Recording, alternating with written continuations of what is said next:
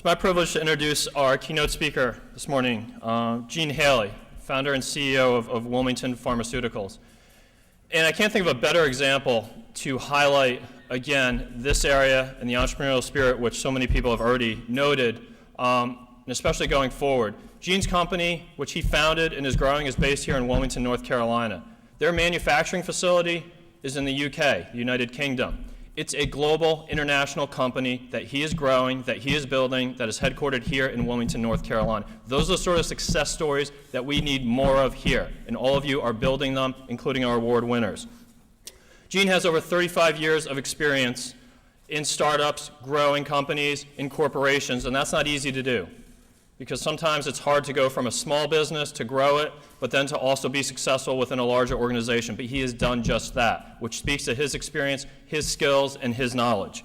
Some of that includes time at AAI Pharma, growing that company, and also a few years ago at Eastman Kodak, where he was part of the film imaging subsidiary. And I may have some of my facts wrong, Gene, but I think he single-handedly saved the film imaging department through his relationship with Costco, or saved Costco itself. I'm not sure. One of the two, but it's probably both. So it is my pleasure to introduce our keynote speaker, Gene Haley.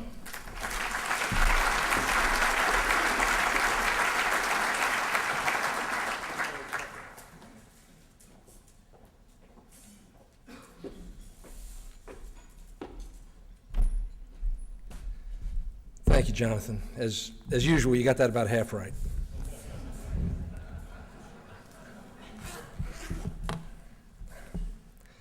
It's delightful to be here with you this morning. Thank you for this opportunity to talk to you.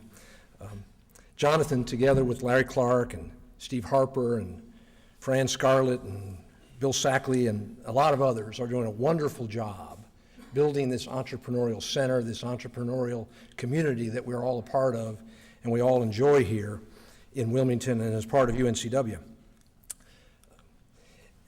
This is a culture we're creating here that honors and supports entrepreneurs and the values that we all espouse.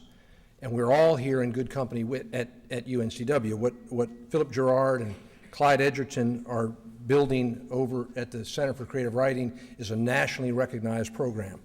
What Dan Baden and his team are continually doing there at the Center for Marine Sciences is building one of the top 2 or 3 marine science programs in the country and probably in the world. And Jonathan and his colleagues here are certainly well on the way to building a regional and national resource in entrepreneurialism that will continue to add to the quality of our life here in Wilmington and our great university that Rosemary DiPaolo is leading here at UNCW.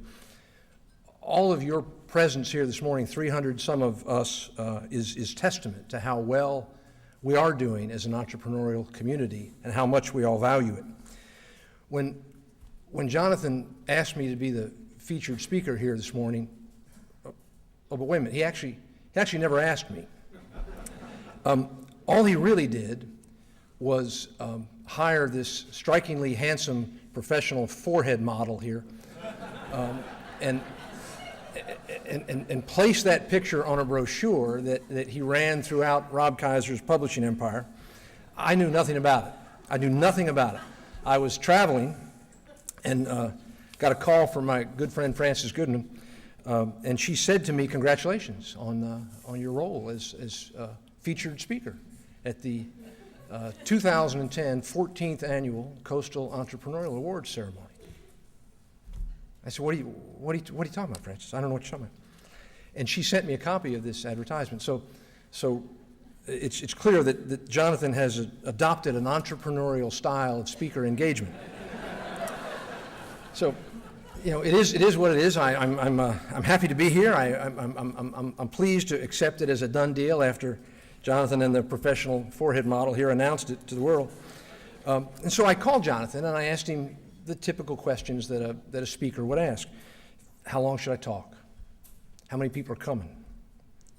What does the audience expect? And of course, Jonathan had no answers to any of that. So Rob stepped up and he told me what a great job Richard Johnson had done in this role last year.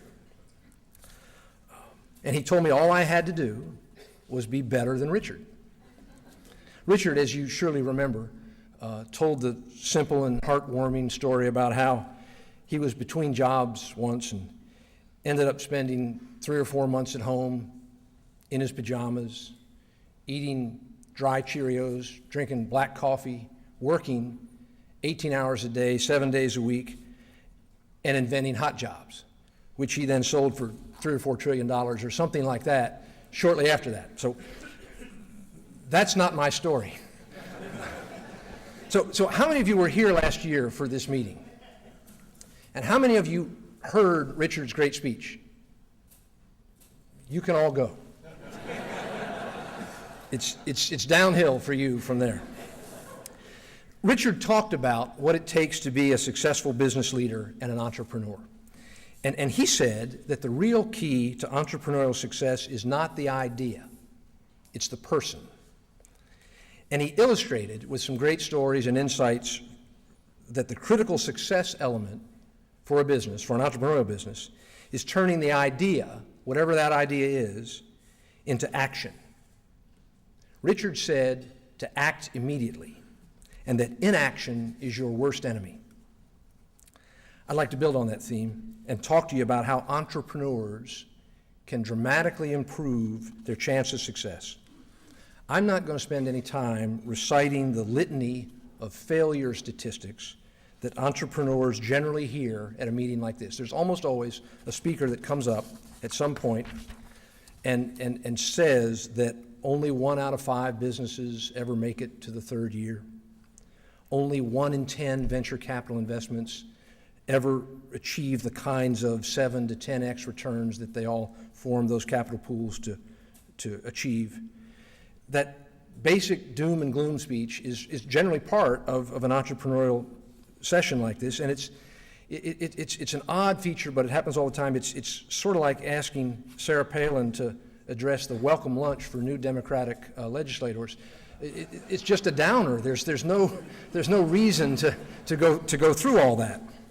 So let's acknowledge those terrible statistics. It's sort of statistically true, but let me tell you that I think they give a very lopsided view of what we're all about as we go around trying to build businesses. It's the difference in achieving the potential that you have in mind, I suggest to you, and what keeps you out of those, what keeps all of us out of those lopsided statistics is, as Richard said, not so much the focus on the idea, but the focus on action. And I wonder, when we hear those grim statistics recited regularly, how many of those businesses could have become prosperous if they'd modified their original idea by listening more closely to the messages that the marketplace was sending them, and by taking new actions continually to react to that constantly changing real world out there. So Richard and I agree that it's the actions that you take along the way, much more than the brilliance of whatever your initial idea was, that's going to create success for entrepreneurs like you all are.